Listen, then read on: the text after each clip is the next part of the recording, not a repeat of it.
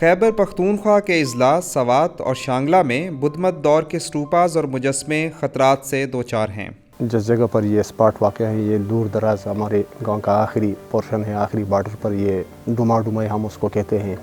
ادھر واقع ہے،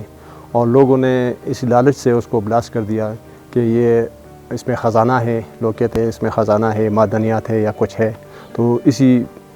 کوشش میں انہوں نے ان چیزوں کو بلاسٹ کیا۔ اور اصل بات یہ ہے کہ اویئرنیس نہیں ہے، تعلیم کی کمی کی وجہ سے ہم یہ صحیح طریقے سے مینجمنٹ نہیں کر سکے۔ اللیگل جو ڈگرز ہوتے ہیں یا ہنٹرز ہوتے ہیں، یہ کیا کرتے ہیں کہ اس کو کوشش کرتے ہیں کہ اس کو نکال کے اس کو بیچیں، تو انہوں نے کوشش کی ہے اس کو تھوڑا سا ڈیمیج کرنے کی کوشش کی ہے، لیکن وہ بہرحال فارچونیٹلی کسی وجہ سے وہ رہ گیا تھا، اگرچہ ڈیمیج ہوا ہے، کوئی شاید پیس نکالا بھی ہو، لیکن اس وقت جب میں گیا تو اس وقت کا جو زمین کا جو مالک ہے اس سے میری بات ہوئی، اور میں نے اس کو کہا کہ یہ آپ پہ کل کو بات آ سکتی ہے کہ آپ کے زمین میں ہوتے ہوئے لوگوں نے کیوں اس کو ڈیمیج کیا ہے۔ سوات اور شانگلہ میں گندھارا تہذیب کی 200 سے زائد مصدقہ سائٹس موجود ہیں۔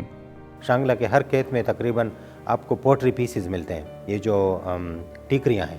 ان ٹیکریوں کا مقصد یہی ہے، اور اس کو جب ہم دیکھتے ہیں یہ کشان دور کے ہیں۔ کشان وہ دور ہے کہ جس میں گندھارا جو بدھسٹ سویلائزیشن ہے گندھارا کی، یہ فلرش ہو رہی تھی، اور یہ ہے تقریباً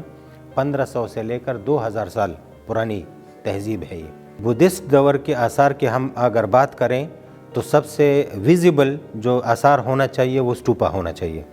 لیکن اسٹوپا میں نے آپ کو کہا کہ وہ ختم ہو چکے ہیں، اس کے بیسز مل سکتی ہیں، یعنی کچھ حصہ مل سکتا ہے اگر ایکسکیویشن ہو۔ دوسرا میں نے آپ کو کہا اس وقت کے مدرسے جیسے کہ ہم موناسٹری کہتے ہیں،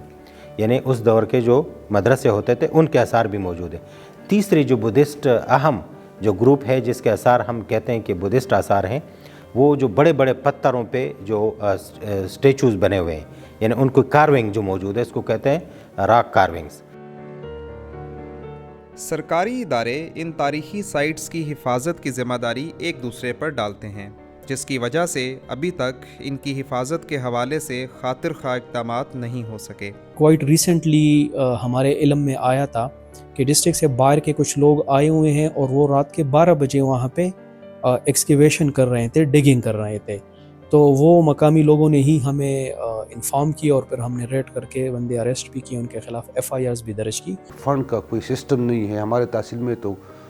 بالکل ابھی تک تو ہمیں فنڈ بھی نہیں دیا گیا ہے، لیکن میں انشاءاللہ اپنی طرف سے جب اب ہمیں فنڈ دے رہے تو انشاءاللہ میں کوشش کروں گا ان کے ساتھ، آپ کو پتہ ہے کہ ان کے ساتھ پھر وہ اپنا وہ بھی دیتے ہیں، اگر ہم لگا سکتے ہیں ہمارے ڈومین میں ہوا تو انشاءاللہ تعالی ہم کوشش کریں گے۔ زیادہ ضروری یہ ہے کہ اس طرح کی سائٹس جو ہیں وہ جو ڈپارٹمنٹ ہے آرکیالوجی ڈپارٹمنٹ، وہ اس میں انویسٹ کریں، اور اس کے لیے اپنا سٹاف جو ہے، ہم تو مطلب رپورٹ بیسڈ ایکشن لے سکتے ہیں، لیکن جب ڈپارٹمنٹ کی طرف سے ڈیڈیکیٹڈ اس کے لیے سٹاف ہو، ٹیم ہو، اس کی پروٹیکشن ہو باؤنڈری وال وغیرہ کی صورت میں، تو وہ زیادہ بہتر رہے گا۔